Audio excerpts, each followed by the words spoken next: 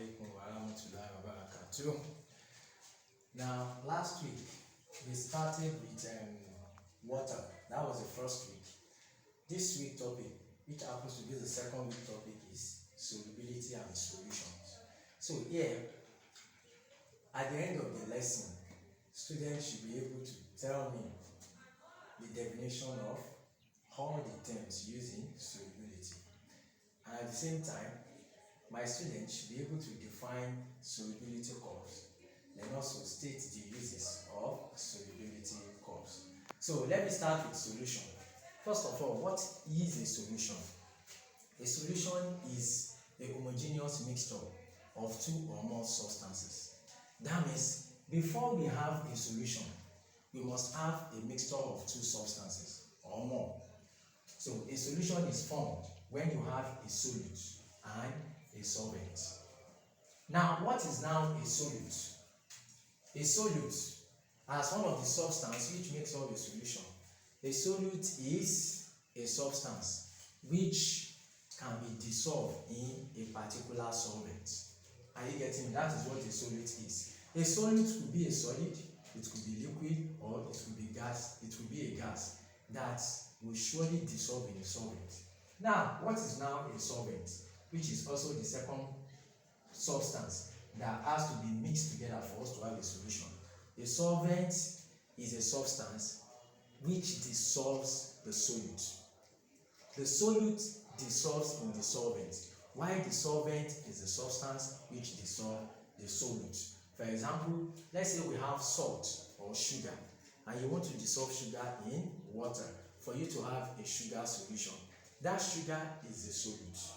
The water that dissolves the sugar for you to have what we call a sugar solution is the solvent. So I think I've been able to define what a solution is now. So when you now have a sugar crystal plus water, then you have, when you have them mixed together, then you have what we call a solution.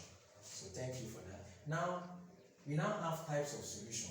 We have what we call aqueous solution, and we also have what we call a chemical solution.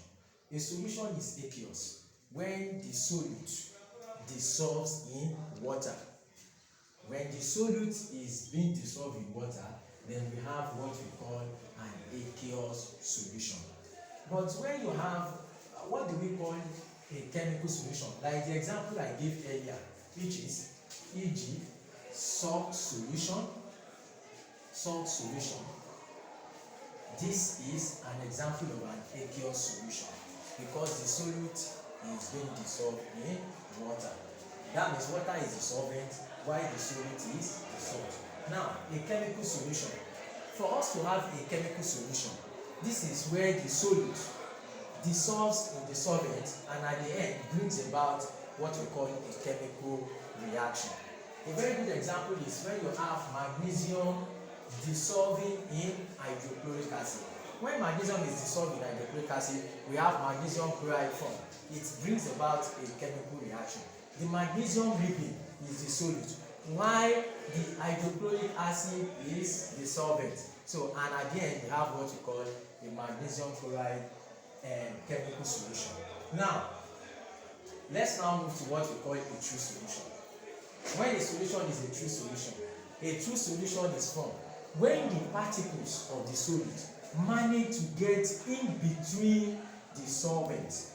A true solution is formed when the solid particles dissolve such that they are able to get in between the solvent particles. Then you have a single solution, a uniform solution, and that type of solution is what we call a true solution. What about a colloidal? A colloidal solution can also be called a false solution. If a solution is referred to as a colloidal solution, definitely the individual particles, which are the solid particles, are larger than that of a true solution, but can't be seen with the naked eye. I hope you are getting what I'm saying. A true solution will give us a uniform solution, but a colloidal solution will not give us one solution, will not give us a uniform solution, but instead he is going to give us a type of solution whereby the particles are larger than the what? Than that of a true solution, but are not large enough to be seen with a what? With with a naked eye.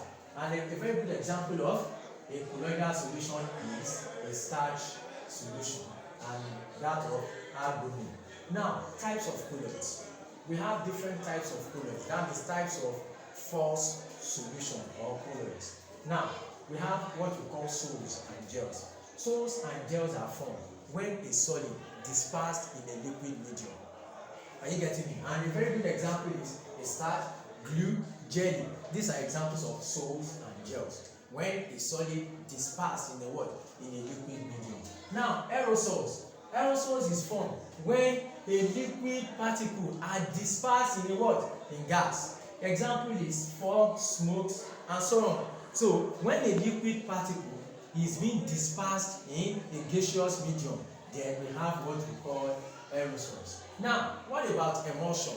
Emulsion as a type of colloid is formed when a liquid particle, when a liquid dispersed in another liquid medium, then you have what we call an emulsion.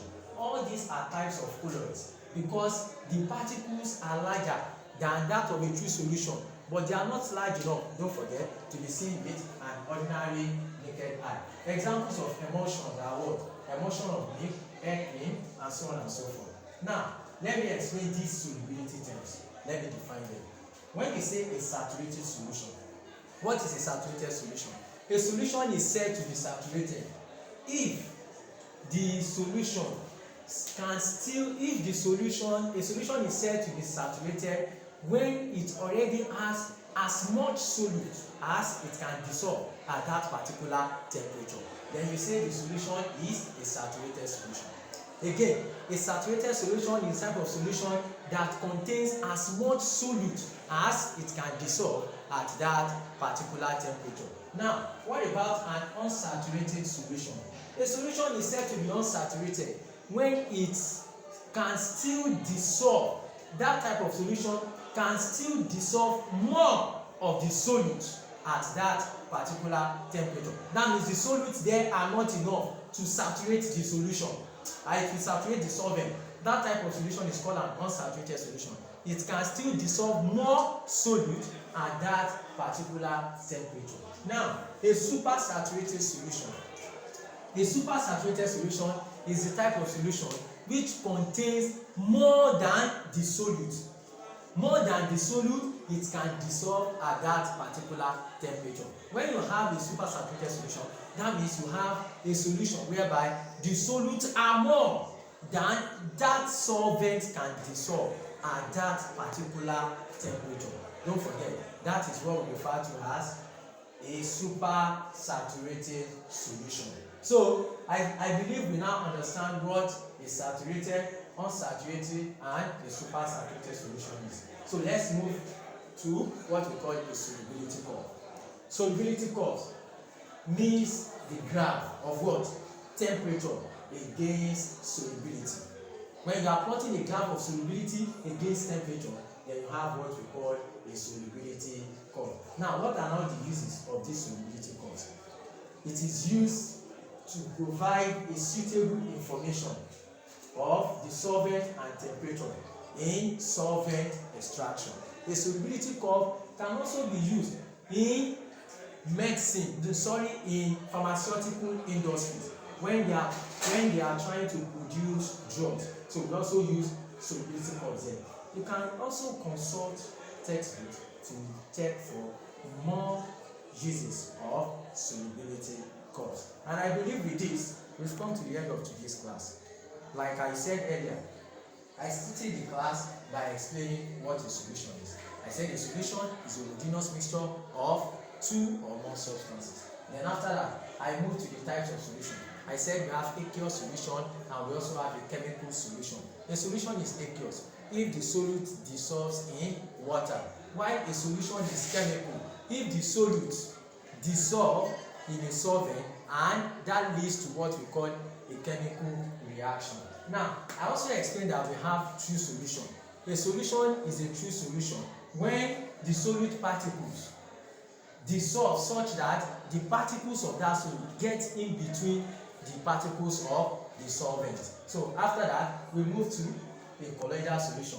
A colloidal solution, like I said earlier, can also be called a false solution.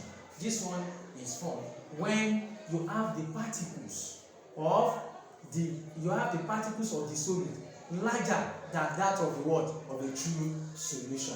But they are not large enough to be seen with a naked eye.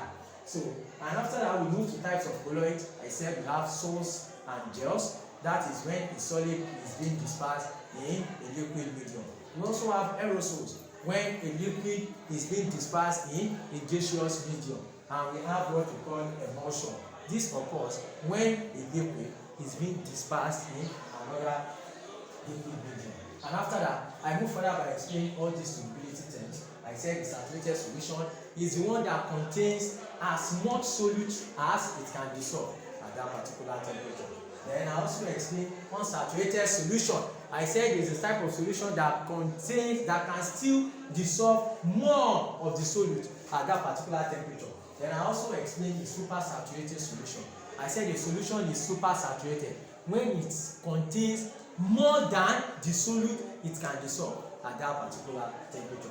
And I also move further by talking about solubility curve. I said solubility curve is a type of curve that is a graphical representation of what? Of solubility against temperature. Then I also mention the uses of solubility curve. We are going to meet in the next class where we will be treating calculations under solubility. So there I will define what a solubility is. But before next week, you will have some questions in your activity sheet. Make sure you solve those questions and return the book for marking.